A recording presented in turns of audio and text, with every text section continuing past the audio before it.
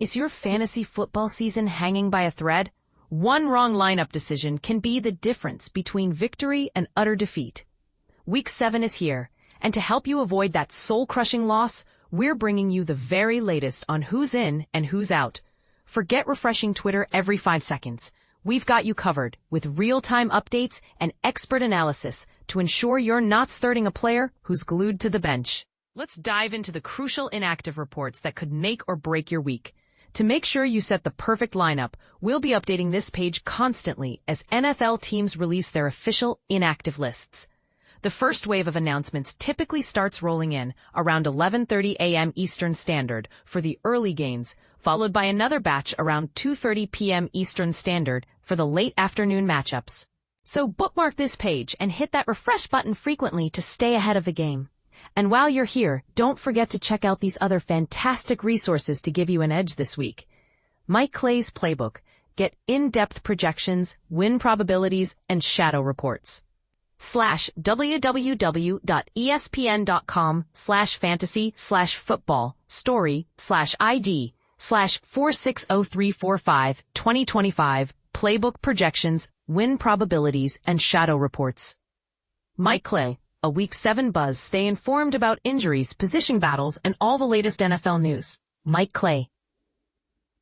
https://www.espn.com/fantasyfootball/story.id406998880 Fantasy Football Story/37 Injuries/Position Battles NFL News Analysis.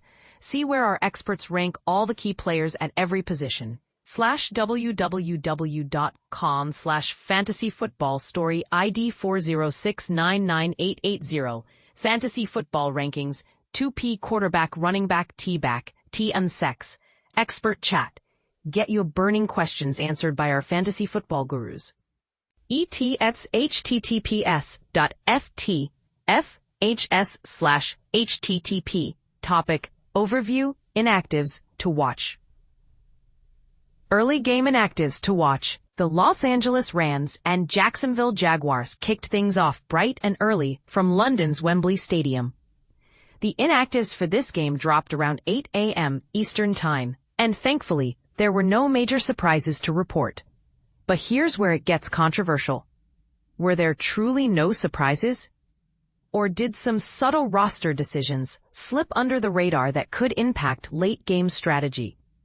Jalen Coker, wide receiver Coker is set to make his season debut, offering a glimmer of hope to Carolina's receiving core.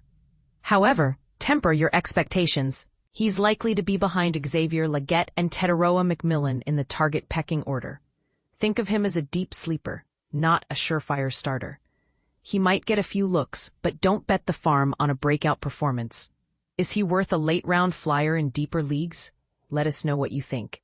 DeAndre Swift, RB Kai, groin. Swift's status was a roller coaster throughout the week, with his condition seemingly worsening as Sunday approached. Despite his initial optimism, he was ultimately unable to suit up. Travis Homer, calf, after a full week of practice and activation from IR, seems poised to fill the void. This is a perfect example of why monitoring practice reports is crucial. Do you trust Homer to deliver solid RB2 numbers?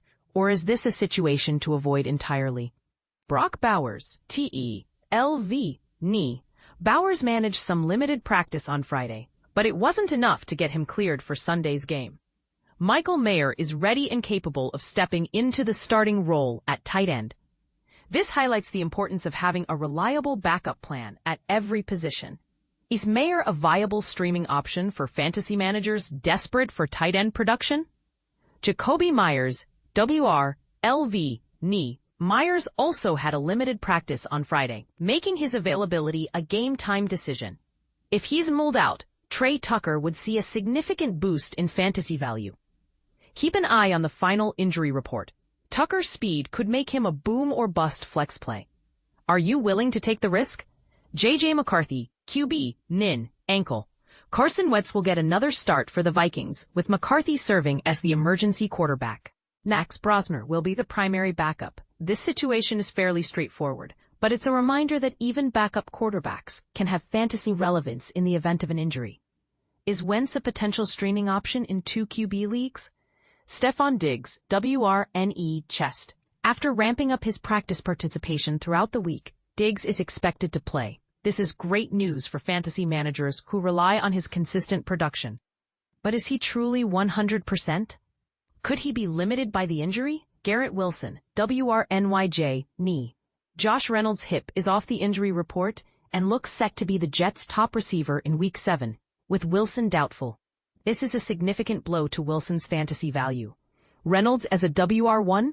What are your thoughts on this? Ruled out before Sunday. These players were officially declared inactive well in advance of Sunday's games. Emari Demercado RB, Airy, ankle. With Demercado sidelined, Bam Knight, knee, and Michael Carter will likely share the workload in the Arizona backfield. Which of these backs has the higher upside? Cairo Santos, K, Chi, Thigh. Jake Moody will handle the kicking duties for the Bears. Kicker situations can be unpredictable. Is Moody a worthwhile pickup? David Njoku TE. Plea, knee. Harold Fannin Jr. is expected to see the majority of TE targets, with Njoku aiming for a Week 8 return. Can Fannin provide any fantasy value? Christian Watson, WR, Green Bay, knee. Watson remains out, meaning Romeo Doubs and Matthew Golden will start. Dontavion Wicks, ankle, is questionable. Doubs and Golden are names you should have on your radar. Tyler Goodson, RB, Indy, groin. DJ Giddens will be Jonathan Taylor's primary backup. Giddens could be a sneaky handcuff to stash away. Josh Downs, wide receiver Indy, concussion. With Downs and Ashton Doolin, chest, both out, Alec Pierce could see an increased target share. Adonai Mitchell also has an opportunity to step up. Is this the week Mitchell finally lives up to his potential?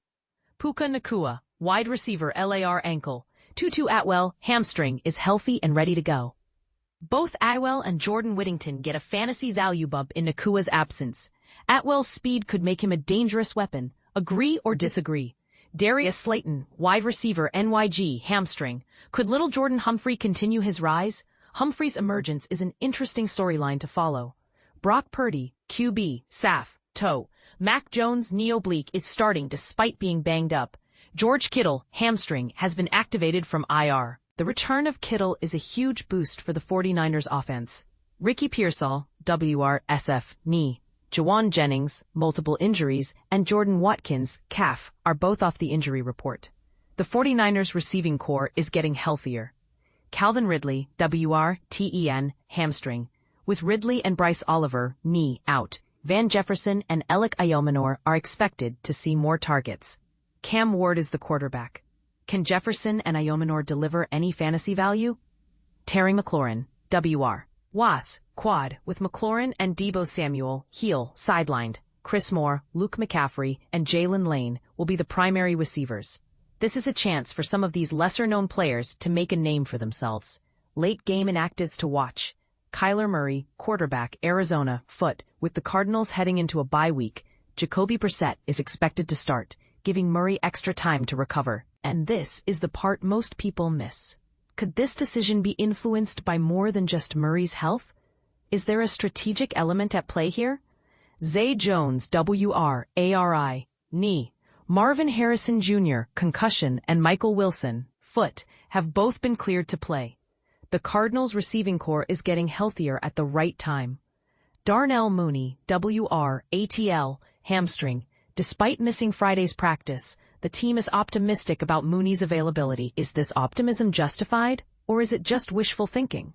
Brandon McManus, KGB, quad. With McManus unlikely to play after missing practice all week, Lucas Haversick is expected to handle the kicking duties. Haversick is a name to watch in deeper leagues.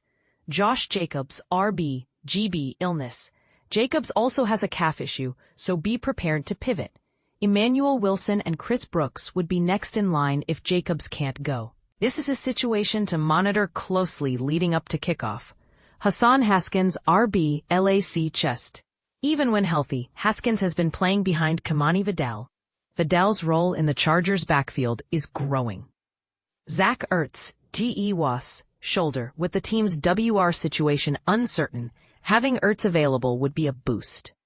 However, his status may not be known until just before the inactives are announced. Is Ertz a potential desperation play at tight end? Now it's your turn. Which of these inactive situations will have the biggest impact on your fantasy lineups? Are there any sleeper picks you're targeting based on these updates? Let us know your thoughts and predictions in the comments below. We want to hear your opinions. Agree or disagree? Let's get the conversation started.